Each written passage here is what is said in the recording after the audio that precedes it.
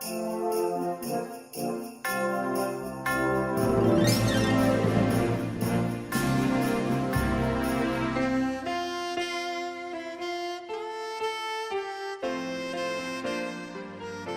dia, amada igreja.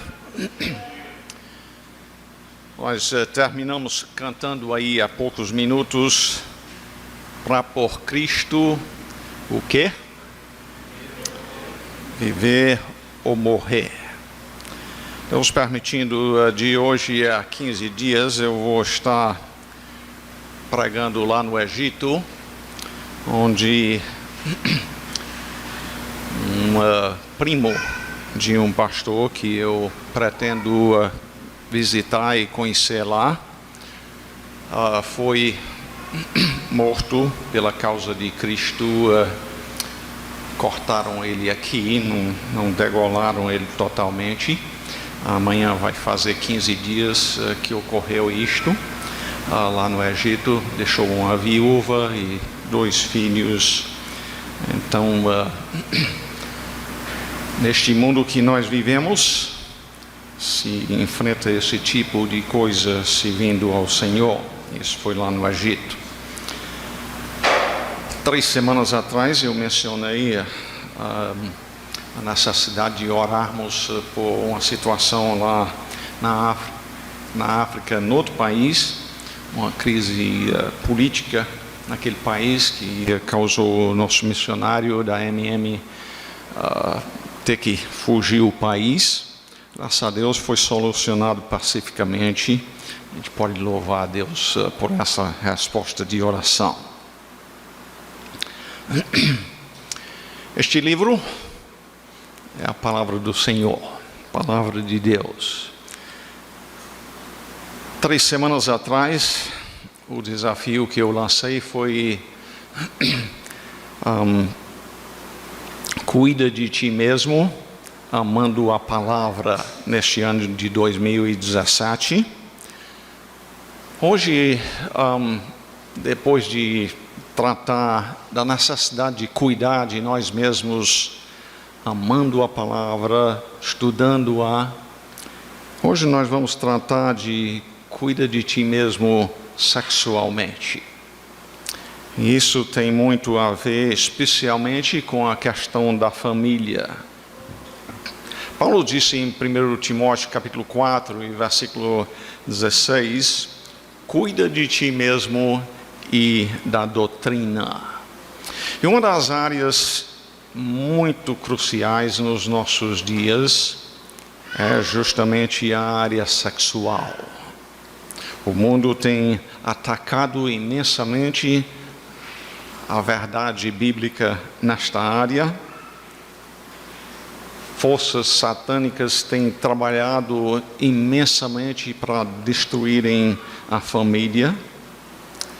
E nós precisamos conhecer então o padrão divino, vê-la aplicada em nossas próprias vidas e sermos capacitados então para a obra do Senhor diante de tantos que vivem em crise nessa área sexual. Abram as suas Bíblias em Gênesis capítulo 1, Gênesis 1.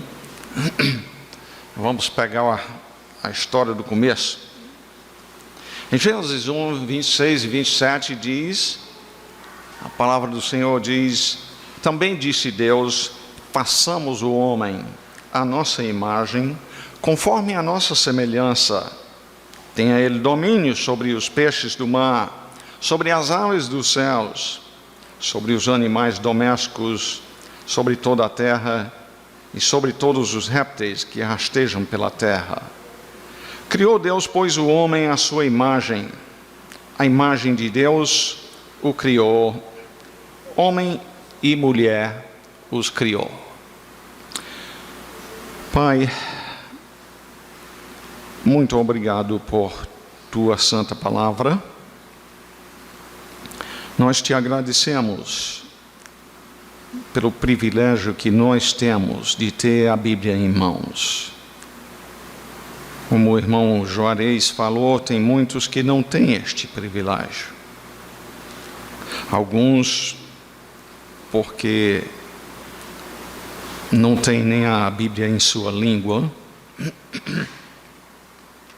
Outros, como foi mencionado, na Europa, tem bastante condição, tem a Bíblia em sua língua, mas desprezam. Nos livra de cair em tal situação, Senhor, para que nós possamos, do contrário, em amor à Tua palavra, em respeito à Tua pessoa, estudá-la para aplicá-la em nossas vidas. Nós rogamos estas coisas no nome do Senhor Jesus. Amém.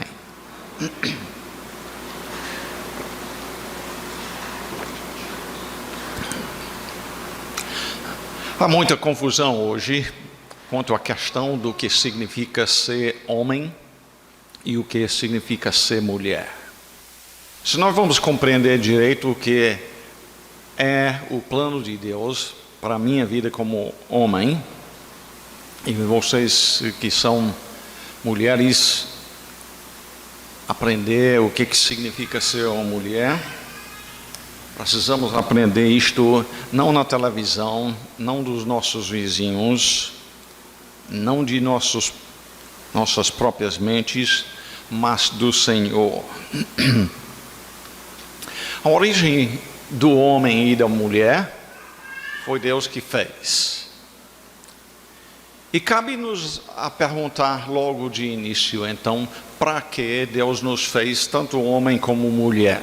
Ele nos criou a sua imagem e semelhança, e Ele nos criou para vivermos para a glória dEle. Em Romanos capítulo 11, versículo 36 diz: porque dEle e para Ele e por meio dEle são todas as coisas. A Ele, pois, a glória eternamente. Amém. Ou como cantam lá no céu, em Apocalipse capítulo 4, versículo 11: Tu és digno, Senhor e Deus nosso, de receber a glória, a honra e o poder, porque todas as coisas Tu criaste. Sim, por causa da Tua vontade, vieram a existir e foram criadas. Esse mundo em que nós vivemos não existe para você e nem para a sua felicidade. O mundo tem um Criador, e não foi você que criou, nem eu. Nós fomos feitos para a glória do Senhor. E tendo dito que Ele nos criou para a sua glória, uma parte importante da manifestação da glória dele está no fato que a todos nós Ele nos fez ou homem ou mulher. Tem semelhanças entre nós dois. Nós, tanto homem como mulher, fomos feitos à imagem e semelhança de Deus. Tanto homem como mulher, nós temos o problema do pecado. Tanto homem como mulher, nós temos a possibilidade da salvação. Eu digo possibilidade porque nem todos são salvos, mas o mesmo evangelho que salva o homem, salva a mulher. Mas é algo fundamental quanto a o que somos, o sexo com o qual Deus nos fez e sobre a qual, depois de nos fazer, ou pelo menos depois de fazer os nossos pais, Adão e Eva, Ele viu que tanto o homem quanto a mulher e toda a sua criação eram muito bons. Muito bom. Obrigado, Tiago. A questão do nosso gênero não é algo que nós temos o direito de escolher. Deus fez essa escolha por nós. Ainda que o homem ou a mulher tomem hormônios, façam cirurgia e assim por diante, mutilando o que Deus fez, a verdade é que a mulher, em termos de cromossomos, é XX, o homem é XY, e isto o ser humano não pode mudar. Como expressão de rebeldia contra o Senhor, ele se esforça por mudar. E muitos estão dizendo hoje em dia que o ser humano tem a liberdade de mudar isto, mas é pura rebeldia e revolta contra o Criador. Agora, tendo dito que o propósito abrangente de tudo que Deus criou é a glória dele, nós queremos ver especificamente alguns dos propósitos secundários de Deus quanto ao sexo, para depois passar a conversar sobre a questão do casamento.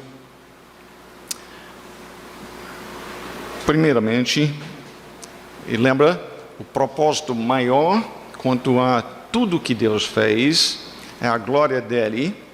Secundários quanto ao sexo seria primeiramente a consumação do casamento. O casamento começa com a declaração pública, fazendo os votos do casamento.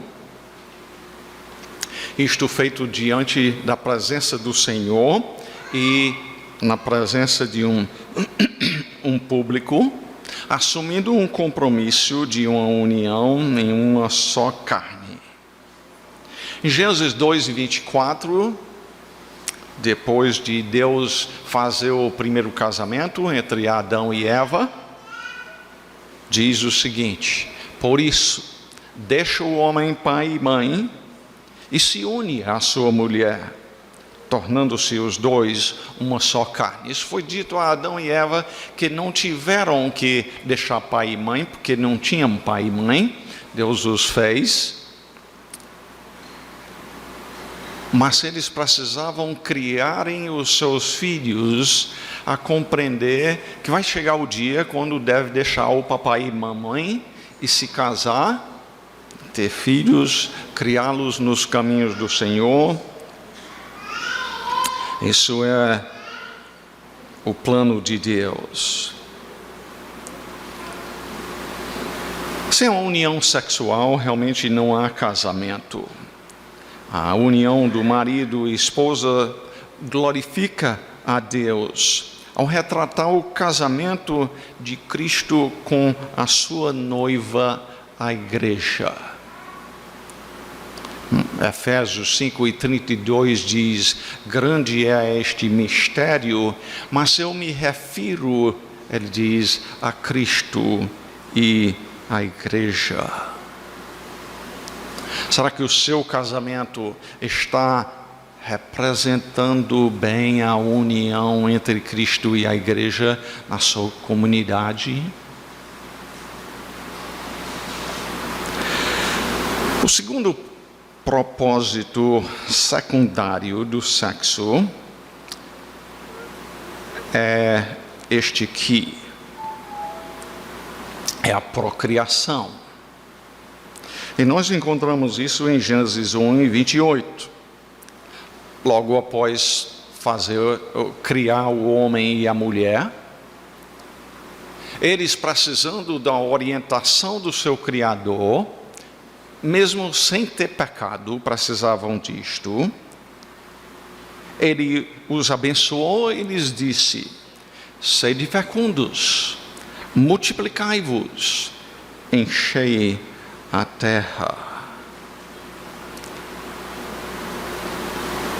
e dominai sobre ela.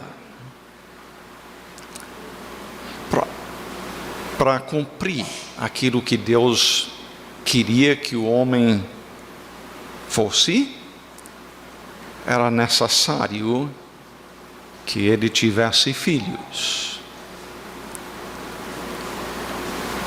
Hoje em dia, dizem que existem uns 7 bilhões de seres humanos aqui na Terra. Não sei quantos já existiram e morreram, mas certamente são muitos. E todos nós viemos descendentes de Adão e Eva, aquele casal original que seguiram a ordem do seu Criador na procriação. Um terceiro propósito de Deus quanto à questão do sexo é uma expressão de amor. A união entre Cristo e a sua igreja não é um evento de só uma vez aqui e acolá. A questão de Cristo e você é algo que ocorreu diversos anos atrás, quando Ele te salvou, e aí não tem nada mais a ver com Ele? Não. É uma coisa de comunhão dia a dia, hora a hora. Abram as suas Bíblias a 1 Coríntios 6. 1 Coríntios capítulo 6. Eu quero compartilhar com vocês uma coisa que eu já vim a compreender, pelo menos muito melhor, aqui em Salvador. Então não faz tanto tempo não, que só faz 2 anos que eu moro aqui, né?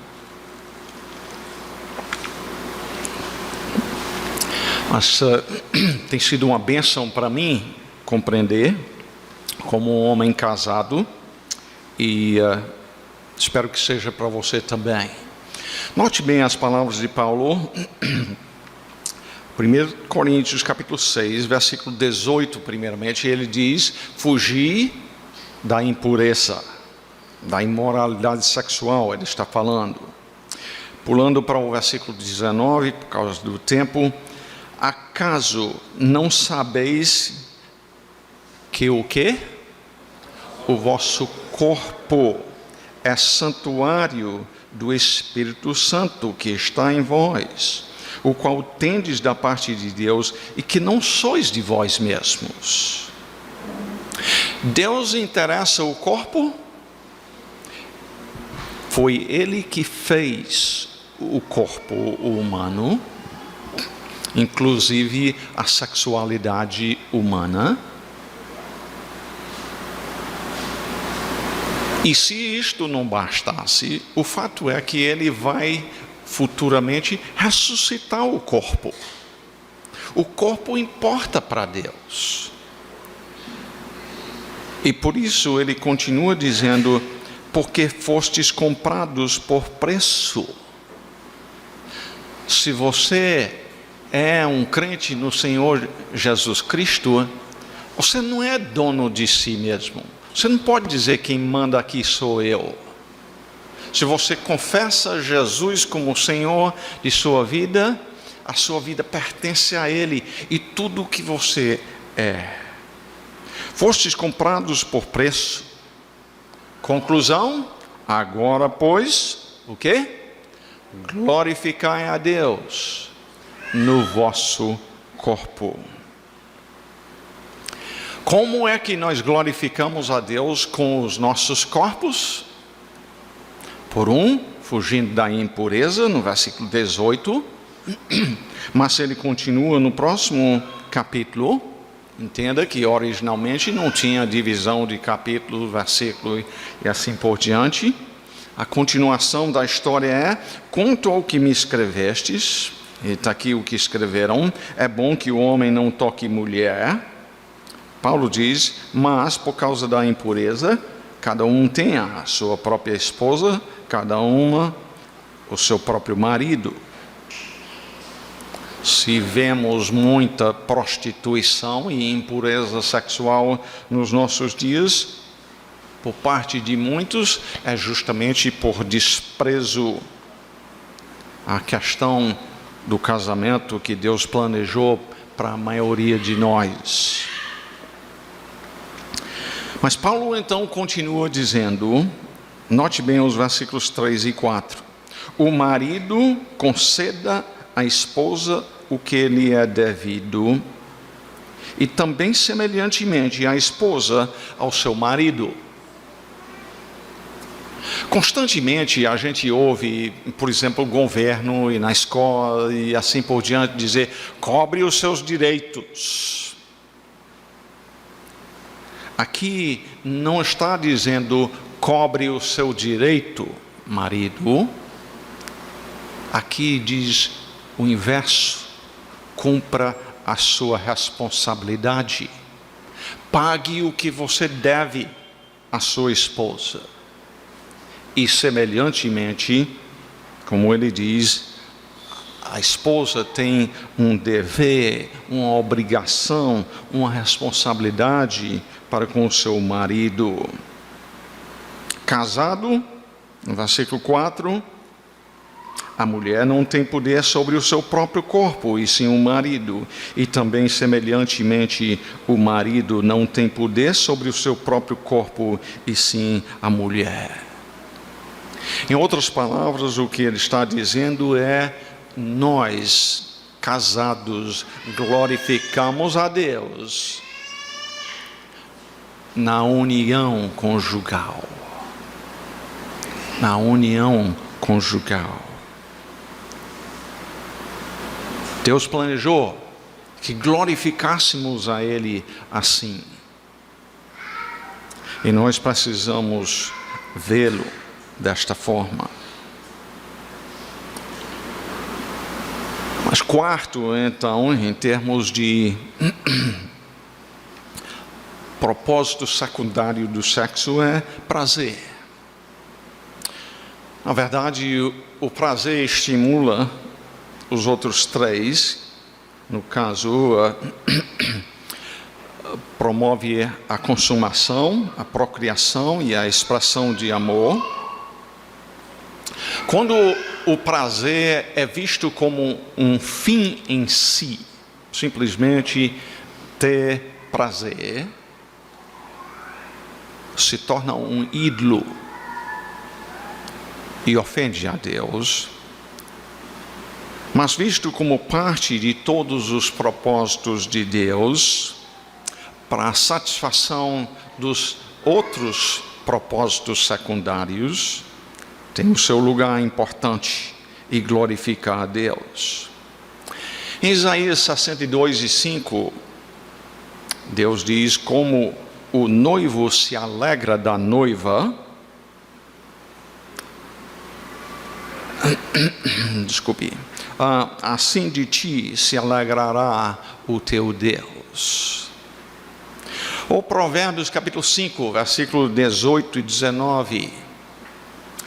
Aliás, vocês que são pais, nós que somos, é bom lembrar do que a palavra de Deus diz em Provérbios 5. Nos versículos de 1 a 14, o autor, Salomão no caso, adverte a seu filho dizendo, cuidado, evite a prostituta, evite a mulher adúltera. Vêm muitas consequências maus para quem corre atrás disto. Mas a história em Provérbios 5 não é meramente negativo, evite isto. Salomão, a partir do versículo 15, começa a instruir ao seu filho, meu filho, tem um lugar próprio para o sexo. E falando do prazer do sexo, ele diz nos versículos 18 e 19, seja bendito o teu manancial, alegra-te com a mulher da tua mocidade, coça de amores e gazela graciosa, sacinte os seus seios E nota duas expressões aqui neste versículo quanto ao tempo. Sacinte os seus seios em todo o tempo. Não dá a impressão que é uma coisa rara aqui e acolá. E embriaga-te, outra palavra quanto a tempo, sempre com as suas carícias. Então, o prazer dado ao cônjuge em amor por ele ou ela é meio de glorificar a Deus, ao Deus que nos criou com os corpos que Ele nos deu. Voltando a Gênesis capítulo 2 e versículo 24, então, quero me dirigir à questão de o que é o casamento. E talvez alguns de vocês digam, mas eu já sou casado há muitos anos, o que eu tenho a aprender sobre isso?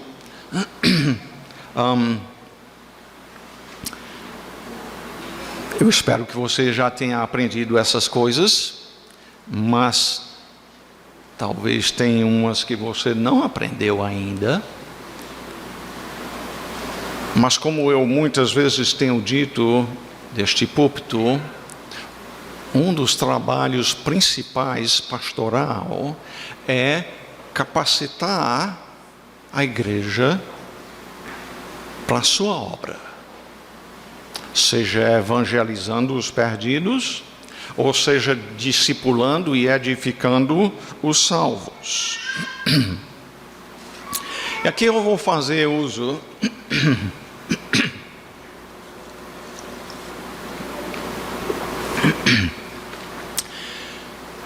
de uma definição dada por um homem chamado Danny Burke, num livro em inglês, What is the Meaning of Sex?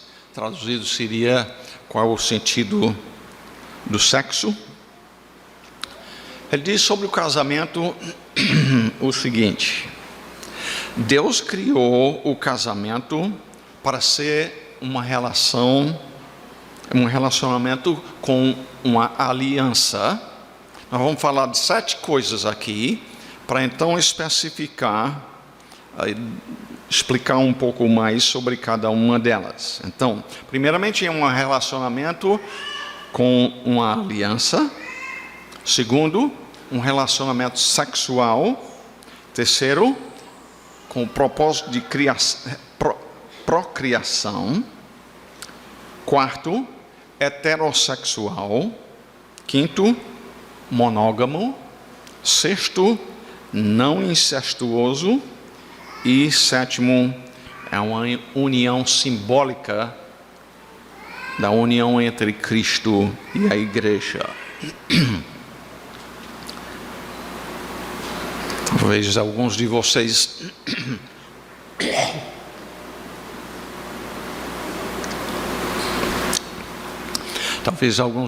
queiram anotar algumas dessas coisas, então. Primeiramente, então, o casamento foi planejado por Deus para ser uma aliança. Eu quero distinguir entre o que se faz e chama de casamento nos nossos dias e uma aliança.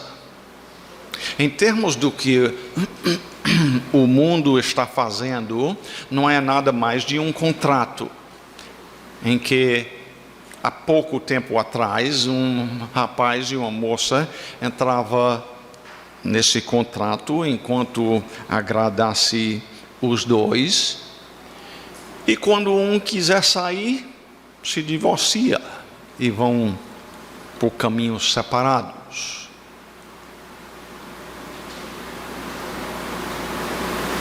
Mas quanto à lei de Deus é diferente. É uma aliança, não simplesmente esse aqui, que é um símbolo da aliança que eu tenho com a dona Eliana. Uma aliança é um compromisso assumido entre um homem e uma mulher, até que a morte os separe.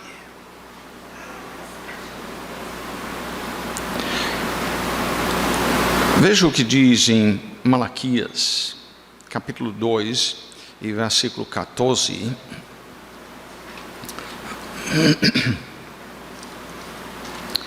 Malaquias, capítulo 2 e versículo 14 diz: e perguntais, por quê?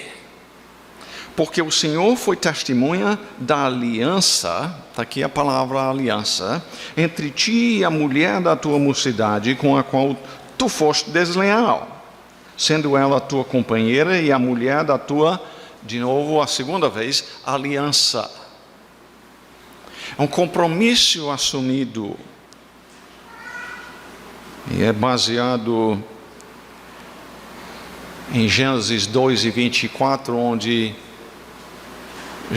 Deus disse a Adão: por isso deixa o homem pai e mãe, se une à sua mulher, tornando-se os dois uma só carne. Em cima disto, então, que Jesus disse: o que Deus uniu, o quê? Não separe o homem. O casamento bíblico, o casamento que glorifica a Deus, não é um em que um ou os dois estão planejando o que vão fazer se o casamento não der certo. Os dois têm um compromisso de união em que trabalham sempre o que nós precisamos fazer para melhorar o nosso relacionamento. Mas segundo, em termos do casamento, o plano de Deus é que seja um relacionamento sexual. A união física entre os dois. A primeira ordem que Deus deu a Adão e Eva como casal foi que deveriam ter filhos. Sede fecundos, multiplicai-vos, enchei a terra. A implicação disto é a união sexual. Foi também para a procriação. O mesmo versículo fala sobre isto. E até depois do dilúvio, quando Deus havia destruído quase toda a população do mundo por causa da sua perversidade, por causa da violência dos homens, Deus disse a Noé e aos seus filhos, em Gênesis 9:1, sede fecundos, multiplicai-vos, enchei a terra. De fato, ele repetiu a ordem no versículo 7. E a resposta que a maioria dos homens da medicina nos nossos dias, o que vão ensinar os seus filhos na escola, ou estão ensinando, se os seus filhos estão na escola, e muitos dos intelectuais dos nossos dias, o que estão dizendo é: mas o mundo já tem gente demais. Isso mudou imensamente durante a vida minha e da minha esposa. Esta atitude de que temos gente demais. Mas nos cabe perguntar: quem é que diz que tem gente demais? É Deus que diz isso. Ele é quem está dizendo que já tem mais do que devia ter. Nós precisamos pensar seriamente quanto a esta questão. Será que a pergunta que nós estamos fazendo nesse sentido é: o que posso fazer para evitar filhos? Evidentemente, até dentro da Igreja de Jesus Cristo, essa questão que o mundo tem engolido, tem entrado na Igreja de Jesus Cristo de forma que, na Igreja, de modo geral, não somos quase nada diferente do mundo. Não entendendo que o plano de Deus no casamento é que haja procriação. A maior pergunta, e portanto, onde eu devo começar, é procurar evitar ter filhos, glorificar Deus em qualquer tempo. Mas a verdade é que geralmente a gente não está perguntando pela glória de Deus, nós estamos vivendo a pensar, eu tenho o direito de viver como eu quero. E assim, será que estamos de fato glorificando a Deus em nossas famílias? Eu preguei essa mensagem no domingo passado lá no Ceará, e depois um homem chegou para mim e disse: pastor, e eu que tive papeira como criança e não posso gerar filhos? Disse: meu irmão, eu não estou falando nas palavras que eu disse para quem Deus fez incapaz de gerar ou de conceber um filho. Mas é outra coisa totalmente diferente quando a pessoa despreza o que Deus a fez e não quer ter filhos.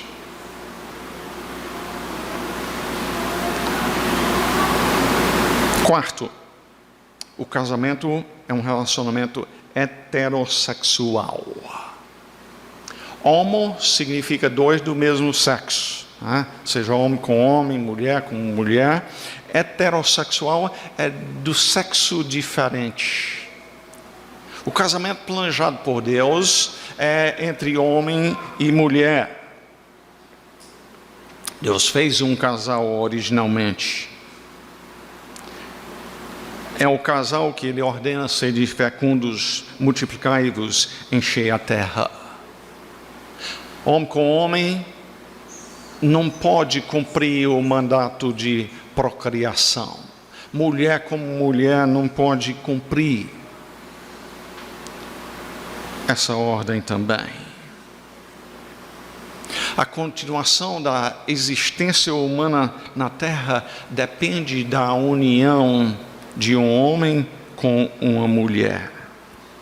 O próprio Jesus reconhece o casamento ser entre um homem e uma mulher, ou que seja heterossexual, quando ele diz: não tendes lido que o Criador, desde o princípio, os fez homem e mulher, e que disse: por esta causa deixará o homem pai e mãe, e se unirá à sua mulher, tornando-se os dois uma só carne. Ele fala aí que o casamento é homem com mulher. Usar a sexualidade fora disto é perversão do plano dele. Quinto, o casamento é um relacionamento monógamo. E por monógamo nós estamos dizendo é diferente de bigamia ou poligamia. Não faz muito tempo que aí no WhatsApp foi passado para mim um homem que se diz casado aqui no Brasil com duas mulheres e estava lá com uma de cada lado. É perversão. Deus planejou que o casamento fosse monógamo.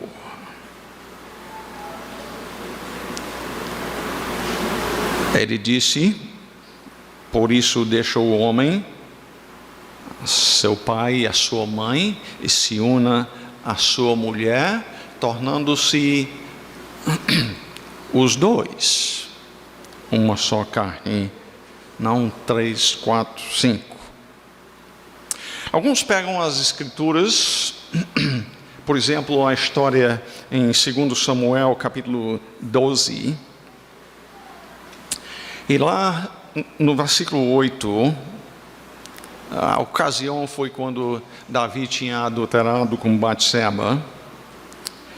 E Deus disse a Davi: deite a casa do teu senhor e as mulheres de teu senhor em teus braços, e também te dei a casa de Israel e de Judá, e se isso for pouco, eu teria acrescentado tais e tais.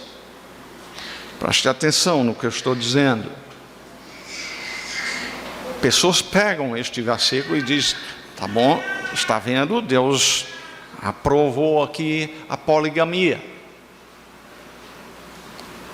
Mas na continuação do texto, nos versículos 11 e 12, diz: assim diz o Senhor, eis que da tua própria casa suscitarei o mal, isto é, da casa de Davi, e tomarei tuas mulheres à tua própria vista, e as darei a teu próximo, o qual se deitará com elas em plena luz deste sol. Isso aqui foi cumprido quando Absalão possuiu as 10 concubinas de Davi. Ele continua dizendo: porque tu o fizeste em oculto, mas eu farei isto perante todo Israel e perante o sol. Mas tem uma coisa: Deus chama isto, mesmo que Ele ordenou que acontecesse, Ele chama de mal. E por que é então que vamos dizer que Ele aprovou a bigamia ou poligamia? Em nenhum texto você vai encontrar a aprovação divina à poligamia. Sexto, o casamento é um relacionamento não incestuoso. Em Levítico capítulo 18, versículo 6 diz: nenhum homem se chegará a qualquer parenta da sua carne para lhe descobrir a nudez, eu sou o Senhor. E aqui Deus proíbe então o casamento entre parentes de sangue, mas não somente parentes de sangue, mas parentes relacionados por meio do casamento. O casamento, a união sexual dentro de uma casa é para existir só entre o casal. Não é para ter ameaça de sexo entre quaisquer dos outros. E sétimo, então, o casamento é uma união simbólica da união entre Cristo e a igreja.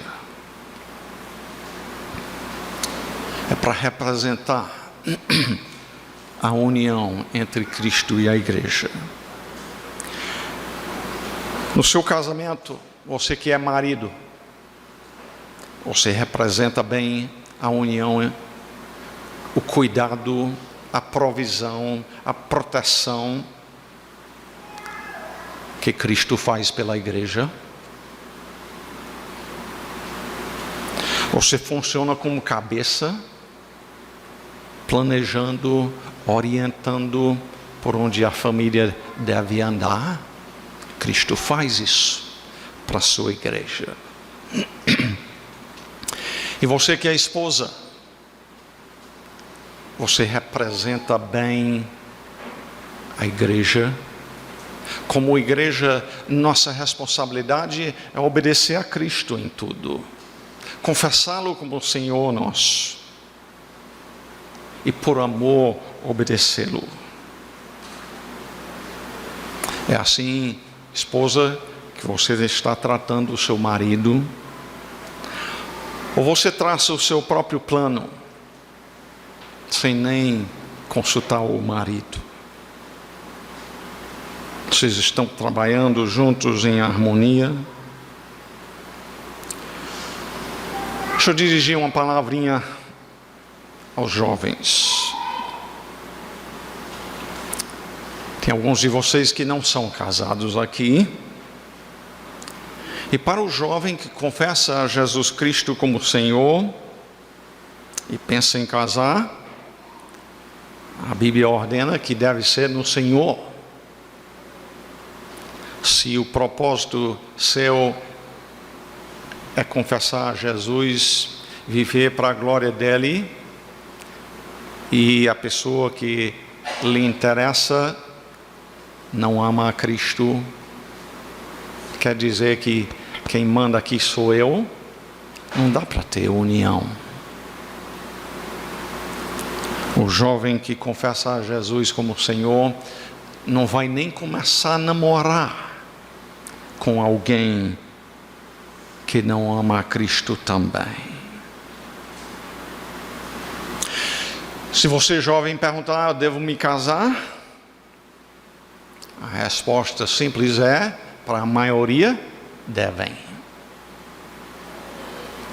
E hoje em dia, o mundo está dizendo, para você gozar uma vida boa, é melhor ficar solteiro.